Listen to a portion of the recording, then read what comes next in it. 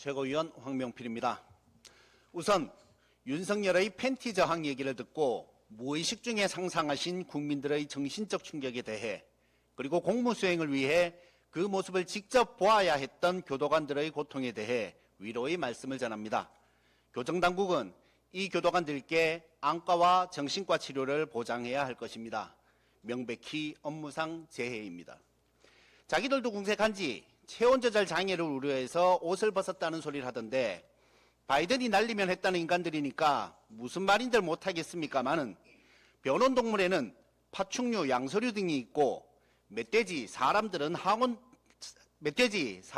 항온동물인데, 윤석열은 독사도, 개구리도, 멧돼지도 아닐 테고, 물론 사람인지도 확실치는 않습니다만, 특검이 물러나자 갑자기 체온 조절이 잘 되는 것을 보면 분명히 변온동물은 아니라서 집행에 문제는 없다고 생각됩니다. 윤석열은 이미 지난해 12월 3일 본회의장으로 가서 4인이 1명씩 들쳐업고 나오라고 한 바 있으니 그것을 그대로 본인에게 적용하면 될 것입니다. 다만 격렬히 반항하면 부상자가 발생할 수 있으니 특검은 이런 개체를 포획하는 것에 특화되어 있는 유해조수 처리반에게 협조를 구해 대상을 안전하게 끌어내야 합니다. 그런데 이 존재는 왜 갑자기 옷을 벗은 것인가? 지난 1월 3일 윤석열이 종종 조언을 구해온 극우 유튜버 고성국은 자신의 유튜버 채널에서 특검이 체포하러 오면 알몸으로 버티라고 한 바 있습니다. 이자는 국민 말은 더럽게도 안 들으면서 김건희와 극우 유튜버 말은 참 잘 듣습니다. 예전에 카우치라는 문제그룹이 있었습니다. 생방송 도중 멤버 중 2명이 옷을 벗어 국민께 충격을 준 이 그룹은 결국 해체되었죠. 자신들의 전직 대통령이 옷을 벗어 국민께 고통을 안겨주었으니 국민의힘도 마땅히 해체되어야 하지 않겠습니까? 그런데도 뻔뻔한 국민의힘은 당대표 경선에서도 여전히 정신을 못 차리고 있습니다.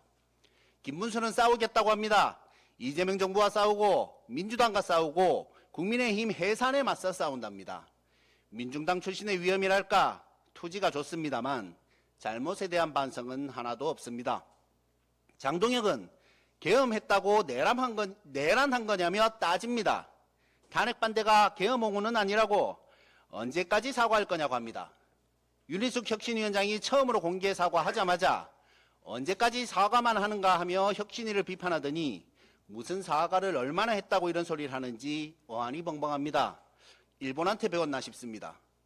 주진우는 찬탄과 반탄이 서로 자신들이 당선되면 상대를 쫓아내겠다고 하는데 자신이 당선되어 양측을 중재하겠다고 합니다.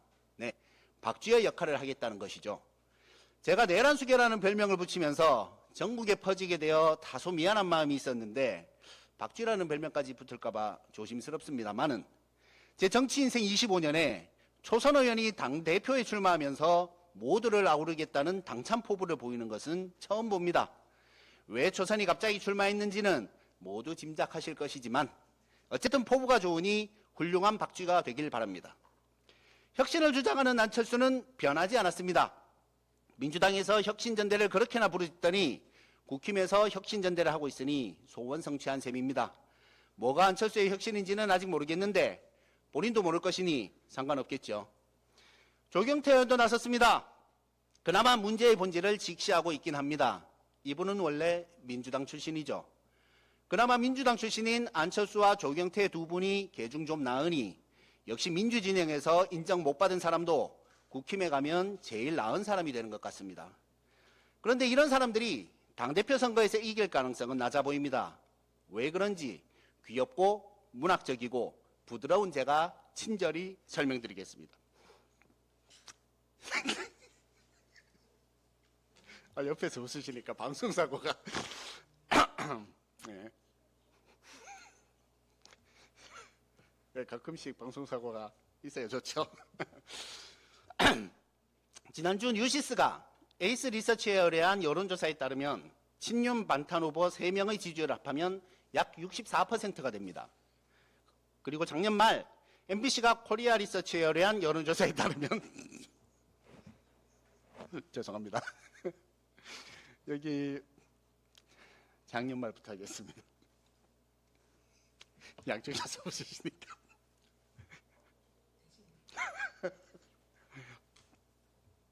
그리고 작년 말 MBC가 코리아 리서치에 의뢰한 여론조사에 따르면 국민의힘 지지층 중 부정선거 음모론을 믿는 응답이 65%죠. 결국 국민의힘이 신나게 비상식적인 부정선거론을 짚히며 정치에 이용해온 결과로 당내에서 상식은 사라지고 음모와 선동만 남았습니다. 이런 당원들의 투표가 80% 반영되니 국민의힘의 미래가 있겠습니까? 자업자득입니다. 어쩌면 당대표 선거가 끝난 후 당내에서도 부정선거 주장이 나올지 모르겠습니다. 원래 주특기잖아요. 어차피 기대는 없지만 국민들의 스트레스를 생각해 한 가지만 부탁합니다. 누가 되든 대표 선출 후 현충원에 가기 전 서울구치소를 먼저 방문하는 일은 없길 바랍니다. 부끄러움을 국민들께 자꾸 떠넘기지 마십시오.